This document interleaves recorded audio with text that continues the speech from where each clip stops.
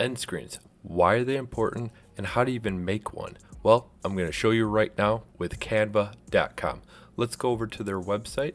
Today we will be using the totally free version, and there is also a paid version. Link is down in the description. Canva is great. There's many different YouTube tools that you can create in Canva here. So let's go up to the search bar today and do YouTube outro.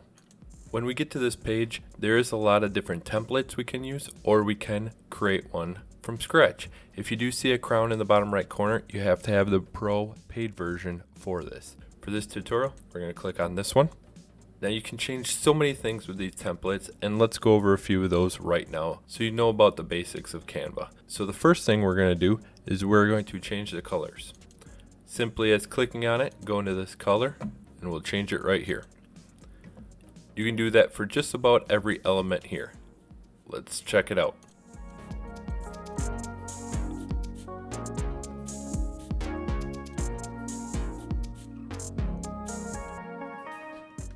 Alright, now that we have the colors changed, you can also go in and change the background. So let's go over here to the left and choose the background.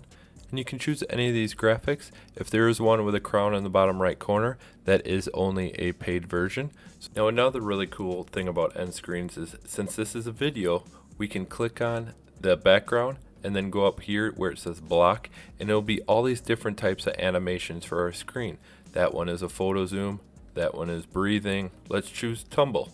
Now let's say we want to add some type of graphics. Let's say a red arrow. We're going to go over here to the left, over to elements, and up here we're going to type in red arrow, and we're going to choose one without a crown since this is a free version. So let's pick this one, and we can resize it, we can rotate it, and we can flip it here up at the top of the screen. Now I'm just going to show you how to move some elements around and resize them. So I'm going to click on this subscribe for more videos. I'm going to shrink it down into 2 lines here, and I'm going to put it over here. I'm going to move these things. I can move 2 elements at once by putting a box around it, and that moves. I'm going to move it up there. And I'm going to move the arrow down here, resize it a little bit. I'm going to get rid of this arrow because I like the red one better, so I'm going to select it. You can hit delete on the keyboard or right click and delete it. And since my subscribe button is going to be in the middle of the element here, I'm going to have a nice big red arrow pointing to it. It's a little bit of a call to action. Now if you want to add text, you can go over here to the left and hit text and add. Or what I do is select text that's already on the screen, copy. You can control V to paste it, or right click and paste. And let's say this side is going to be maybe a playlist. There, I typed it all in there. I'm going to move this up slightly. Now that element is going to be a featured playlist. Now some of these templates do come with music, and it is a little annoying sometimes. So if you go down here the bottom left of the screen and see this purple bar underneath the video, if you click on that, then there's your music. You can right click it, and I'm going to delete it. Or if I do want to add music, I can go to more, go to audio, and I can add some of these songs. A lot of them are pro versions though. Or in my editor, I can just add whatever copyright free music I want. And I'll show you here in a little bit how to add all this into your editor. Now if we look at the top right of the screen up here by the play button, we can see that this video is only 5.4 seconds long. So if I want to adjust it over here to the top left, there's a timing. I can edit that. So let's say I want it 10 seconds. I will adjust it there to 10 seconds. Every once in a while this does disappear and I don't know how to get it back, but there's a second way to adjust it. If you go down here to the video timeline and hover over the right side, you can adjust it here. So I can adjust it down to 5 seconds if I want. I can adjust it all the way up to 20 seconds if I want, or even more. So some limitations to end screens are they can only be between 5 and 20 seconds long. And your video has to be at least 25 seconds long to have an end screen. Also, end screens aren't available for videos set as made for kids. Now usually I don't make my end screens longer than 10 seconds because if they click off in 8 seconds, then I'm losing 12 seconds of my video and it's hurting audience retention. So let's set this end screen down to 10 seconds. And we can preview it here by hitting the play up here in the top right corner. Now let me show you how to add it into your video editor. If you learned something new today, hit that like and subscribe button.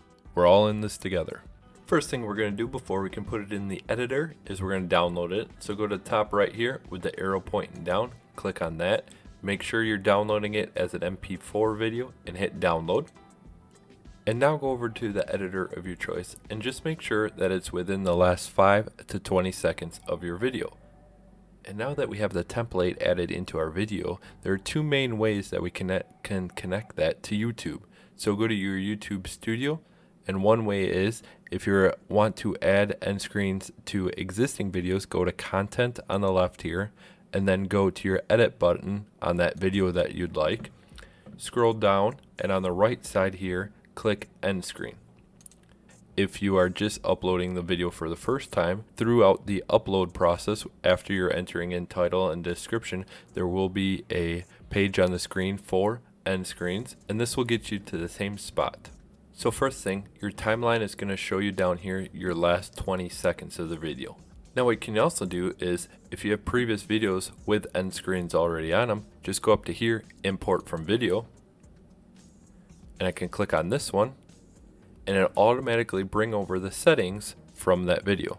Just remember, if you get any red errors up here, please fix that or else you won't be able to save it. There's multiple different type of element templates here. Everything from 2 videos to a playlist and a video, also subscribe button. So pick which one fits your template the best. Now for the template that I use on my videos, I use 1 video and 1 subscriber. I don't want to overload the subscriber with multiple different things to click on, because usually when they have too many things to click on, they don't click on anything at all. Alright, so the first thing I have highlighted here is subscribe.